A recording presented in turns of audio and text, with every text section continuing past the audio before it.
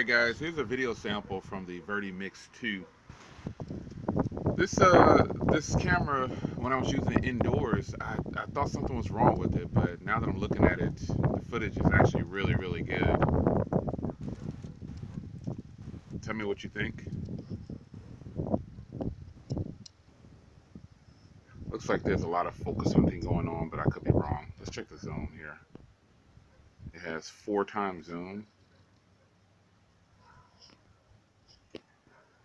Think about that. This phone actually only records in 1080p from what I can see. It's pretty decent. It does have the secondary camera there. So if I'm taking photos, I can do the one tap. I guess that's kind of becoming a norm for a lot of these phones to get the secondary lens and actually put it to some use. This is supposed to have the Sony IMX68 in here, so you let me know what you think about this. And I try to shoot the same area so you guys can get some kind of benchmark of, go back and look at other videos and compare. You'll be able to tell the difference. Anyway, this is the rear camera. So this is the front camera. The front camera's quality is definitely not really good. It's doable. You can do it in the right setting, the right lighting. You can have some really good footage. But it's offset to the bottom of the phone, so it's kind of awkward holding the phone over, shifting a little bit. But still, this is the front camera. What do you guys think? So sleek curves and a nice sleek design. This is what we've been seeing from a lot of these OEMs nowadays. They're bringing us the borderless, and this one is very eclectic in its own.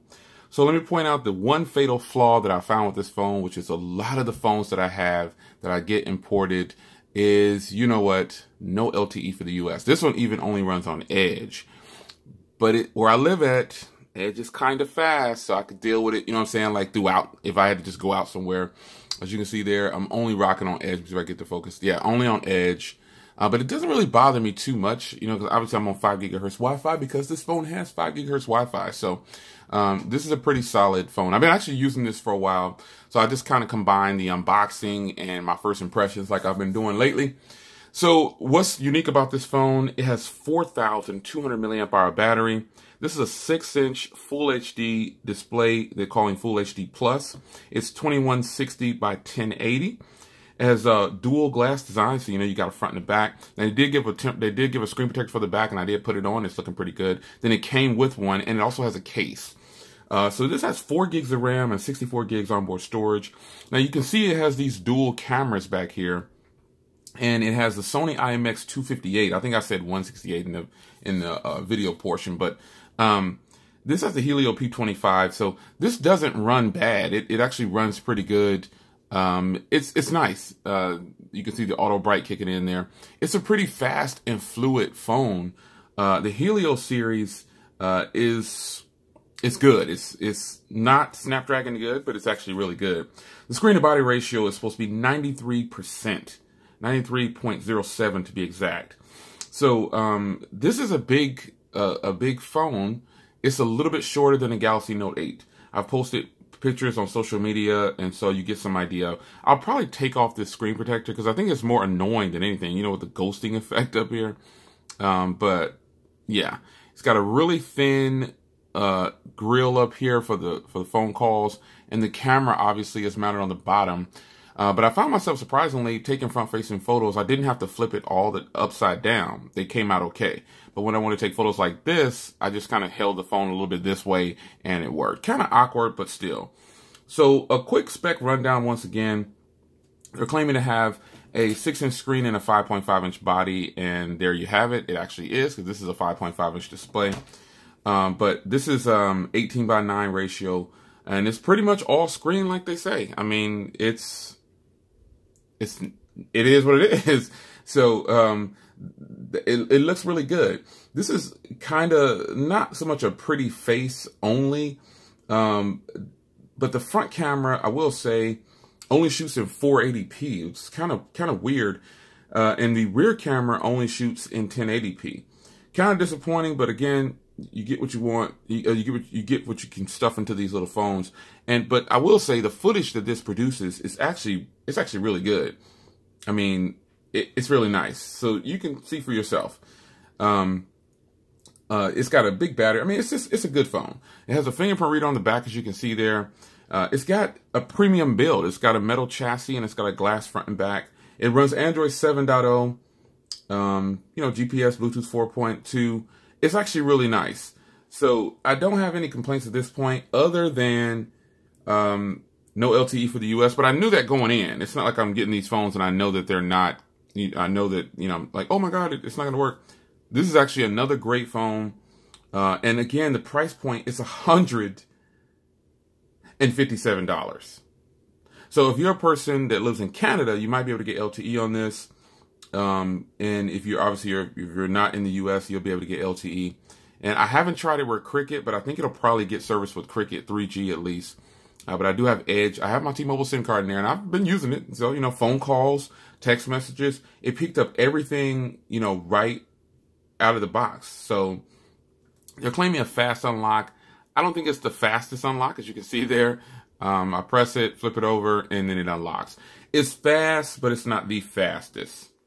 Now, this does support fast charging, speaking of fast. So it's really nice. So getting into the settings here in the system, it runs pretty, I mean, this is a pretty fast phone for the Helio processor. So for storage, I got 64 gigs. I've put in all my apps that I'm going to put on there. So I've got 9 gigs of the 52 gigs, or 53 pretty much, that was available.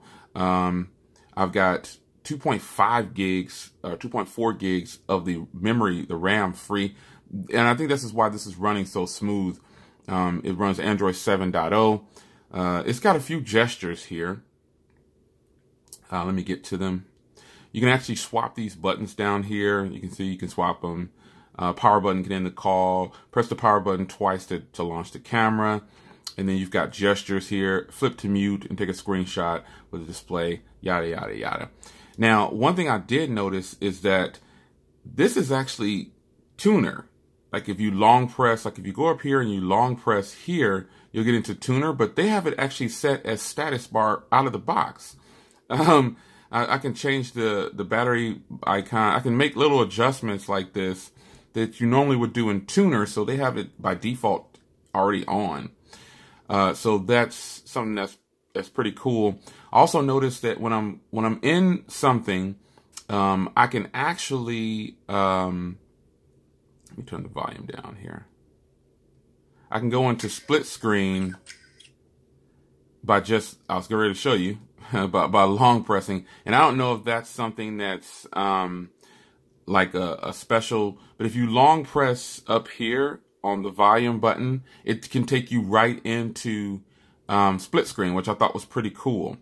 So just another thing that's kind of hidden away. I don't know. I stumbled across that, to be honest, because I just kind of went into the phone itself. But just wanted to give you a quick look at the Vernee Mix 2. This is actually a pretty nice device.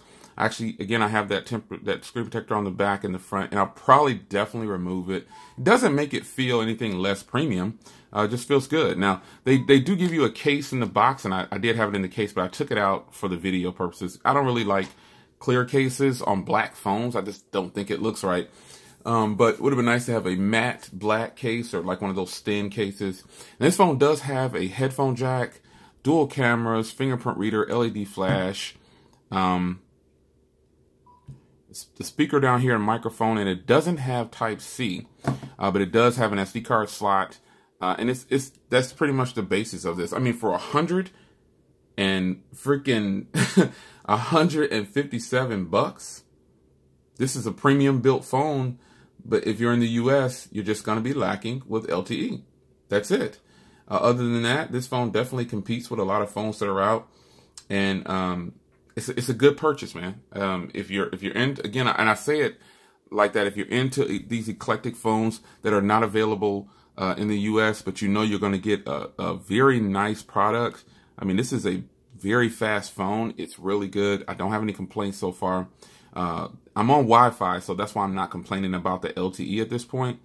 But you know, I mean, it is what it is. So again, they have it set as status bar. It's kind of crazy that they just put that right in there. Oops, sorry, put it back to the bar. But this is the Vernee Mix 2, man. This is actually a pretty sweet phone. I posted pictures on social media. I can't do the case. I posted pictures on social media about, you know, put it next to the Galaxy Note 8, showing you how big this phone is. Because again, this does have a 6-inch 18:9 ratio display. And it's got the big chin down here, I guess, for all the things they need for the phone to work. There is a proximity sensor right up there. You can't really see it too well. And you got the speaker grill. But it's only a little bit shorter than the Galaxy Note 8, to give you some reference of how big it is. So, it's your man, Jay Will. This is a beautiful screen, right? Yeah. It's a beautiful screen. It's a beautiful phone. It's a beautiful day. This is really nice. This is a Vernee Mix, and I'll see you guys in the next video. Take care.